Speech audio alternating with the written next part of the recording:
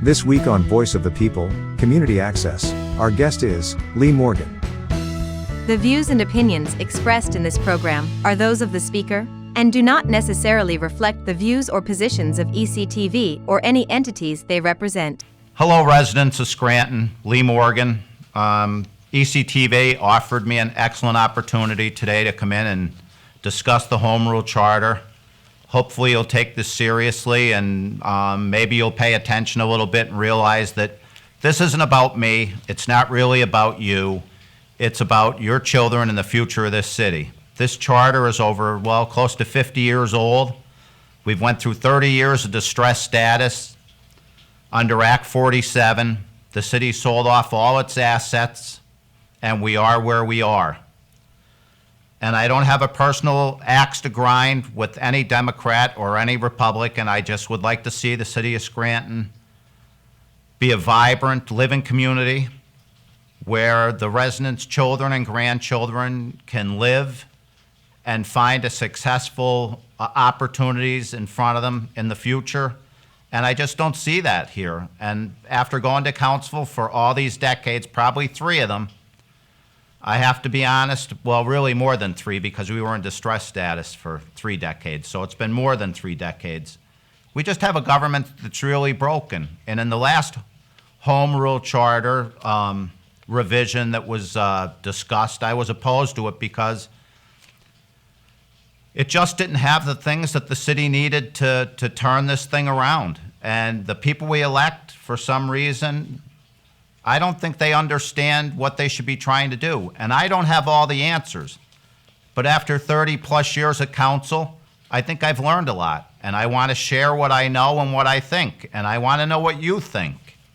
And after this recording and this video, I'd like you to call me. My number is 570-604-1212. That's my personal cell.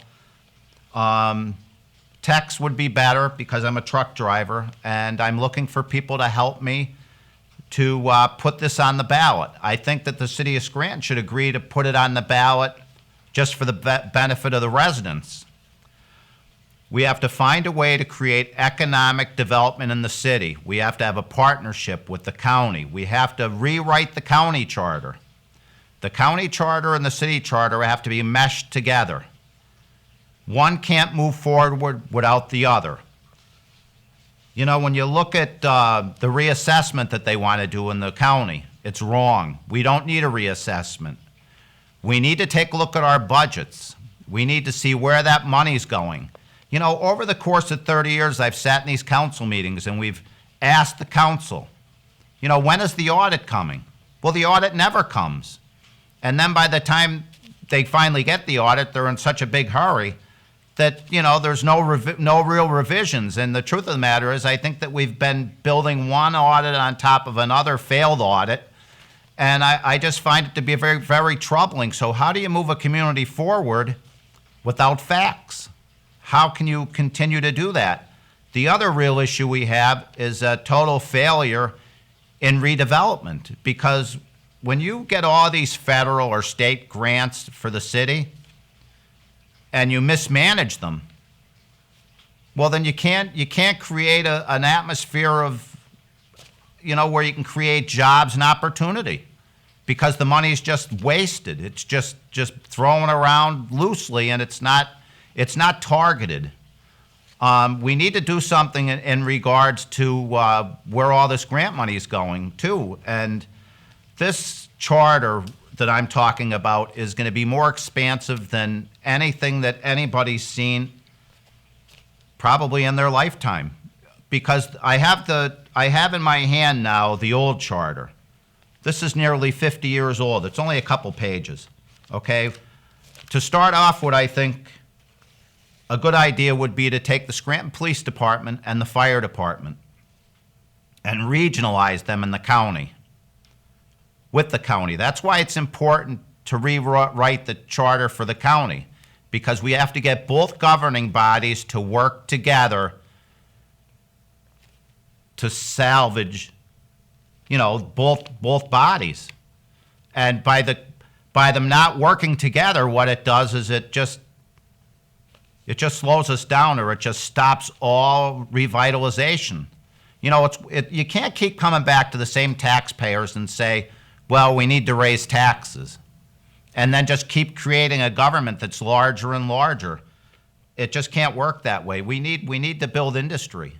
And if we take the Scranton Police Department and the Scranton Fire Department and we use them as a basis for a county fire and police department regionally across the whole county, every county resident and every city resident deserves police and fire protection. There's not a doubt in my mind about that. They're having a very hard time with volunteer fire departments. The state police has said that they're overtaxed because they can't cover the whole county. And I know that we can do that. And I know that the Scranton Police and the Scranton Fire Department have the training necessary to build a professional fire and police department throughout the county. They have that experience. Now, whether the residents of the city want to acknowledge that or not, that's a different thing. You know, and there's a lot of other things we need to do. We need to decide whether we're going to have a strong mayor form of government or whether we should abolish the office of the mayor and go to two councils. One council will be for financial matters in regards to the city, and the other council will have to do with just the general operation of the city, making sure that trash collection goes and that civil issues are addressed and residents' concerns are addressed.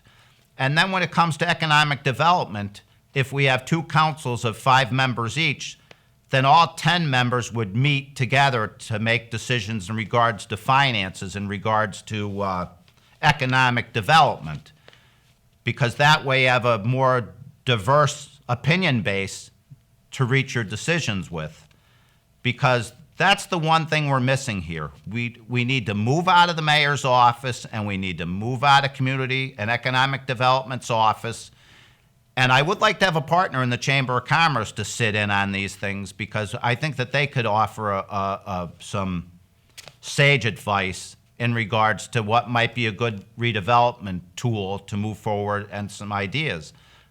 We have to build an economic engine in this community that we haven't had for my whole lifetime. And all the children are leaving. Not just my children, everybody's children are leaving this area because, you know, I'm 63 years old, and the only reason I'm sitting here today is because I know I'm not going to live forever. And I remember Ozzie Quinn that came to meetings. There was Leo Lynn who came before him. There were just a host of people that came to council meetings. The change never came, and when they passed away, nobody picked up the ball. Okay, so I just would like to come here and say, so look, I plan to be around for a while, but I'd like to have some young people come out here and get involved. And I'd like the people in the city for once to not worry about whether somebody has a suit on or where they went to school, okay? And open your eyes and take a good look at our city and all the revenue that's being spent here and how we can make this city better. And I'm sure you have some ideas, and that's why I've given you my phone number, because hopefully some people will come forward and want to make some changes and make this a vibrant community. I think that, you know, as we look forward, the city council has decided they're going to change the zoning map. You know, there's not a copy of the changes they want to make in the council chamber. There's really a lot of issues with the way our council functions. There should be a map there. We should target the kind of development we're trying to bring forward. We should be tying that with economic and community development money and private partnerships with companies that want to come here and manufacture or want to do a host of different services to give the children in this community opportunity, something that a lot of us really strive throughout our lifetime to earn a living in this community and stay close to home. And I think we owe it to them. And for too long, the people in my generation, like I said, I'm 63, they ignored everything. And we just don't have the luxury to do that anymore. And you know, we go to council, and the council members, they don't even answer questions on any issue, basically. And it comes to the point where, are they just elected to move legislation that comes from the mayor's office or maybe from the state government? And so they have an attorney, a solicitor there just to make it all legal by law and never hear the words of any of the citizens and never make changes. I mean, I remember Ozzie Quinn when he was the president of the Scranton-Lackawanna Taxpayers and Citizens Association. And we sat around a table. We had a lot of great ideas, and they fell on deaf ears. And a lot of things have fallen on deaf ears. And when you look at this charter, it's lacking everything that we really need. We need to hold our elected officials responsible. In a new charter, I don't know if the residents agree or not, but maybe the mayor should attend every council meeting and talk about the legislation she sent up to council and why she sent it there. Okay, and have the council tell us why they're voting for what they're voting for and what that does for the residents. But too often, they don't say anything at any time. They sit in the back room and they discuss amongst themselves the legislation and they move it. And then when you look at the agenda itself and they talk about minutes, whether it's the pension board or any host of issues, they don't ever discuss them.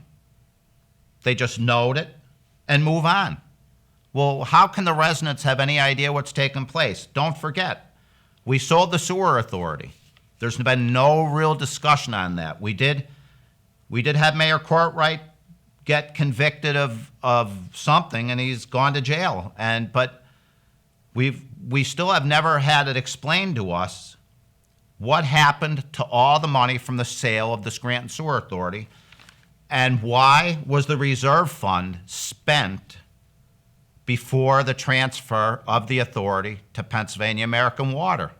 Because that money, millions of dollars, never should have been transferred to Pennsylvania American Water.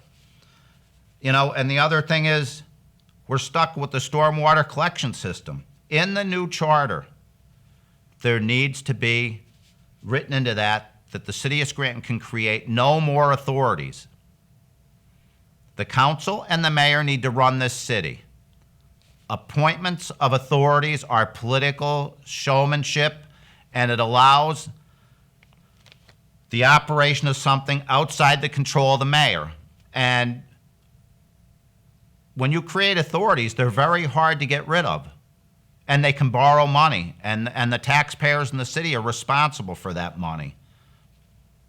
We need smart decisions, and one of those smart decisions would not to allow any more authorities to be created, and in the charter, have them be abolished. So, you know, I just would like you to really consider some of the things I'm saying to you today. There's no real format to what I'm saying today, because it was just, I'm on vacation this week. Like I said, I got offered an opportunity to come here today. I'd really like to have people call me and really volunteer to get involved, and not for yourself, because this isn't about you, and it's not about me. It's about a future of a city, okay? We can't allow the things that have happened in the past to continue to happen. Like, look at all the money that went into Naog Park. Millions and millions and millions of dollars. But yet the pool itself was leaking water like a sieve, and we built a bathhouse so people could put their bathing suits on, and tore down one that was 3 times that size. And take a look at some of the others. You know, it's hard for me to tell you all I've seen in 30 years here in 20 minutes, okay? Without having some kind of format built around it, because this is very loose. But look, we've got to give the children in this county and in this city something. And what's taking place in the Scranton School District, look at, my last comment for today on this whole issue is, there needs to be a liaison between the Scranton School District and the Scranton City Council. It's just a travesty to see the grades and the academic placement of the students in the city of Scranton. We're denying them an education, and I mean that wholeheartedly. It's just a complete failure, and I'm not picking on the mayor. The mayor was on the school board. She quit. We've got 3 members, well, basically 4, but 3 members were on the school board. And they walked away from their obligation to these children. And it's just wrong. I talked to the recovery coordinator as a private citizen, and went there and said, this is all wrong. The construction of the new school was all wrong, the new high school. Look at Central High. Look at what's going on there with the college. I mean, I've spent a lot of time in this community. I know this city very, very, very well. But I'm just an ordinary person like you. I don't dress to impress people. I'm a truck driver. I know who I am. And I'm informed. And I'm not asking you to elect me to anything. I'm not asking you to follow me anywhere. I'm asking you to stand up, get out of the chair you're sitting on, okay? Call my phone number, 570-604-1212. Leave me a message or text me. I can't answer when I'm driving a truck. It's against federal law. But get involved. Give something to this community and give something to your children. And we can make this a good place to live. I probably won't live long enough to see that happen, but I know one thing. If your children are Scrantonians or your children live in this county, they will reap the benefit of the changes that you and I are willing to make this a better place for us all to live, and not allow all these things to continue because they don't offer us benefits. And I appreciate your time. Thank you. Disclaimer: the views and opinions expressed in this program are those of the speaker and do not necessarily reflect the views or positions of ECTV or any entities they represent.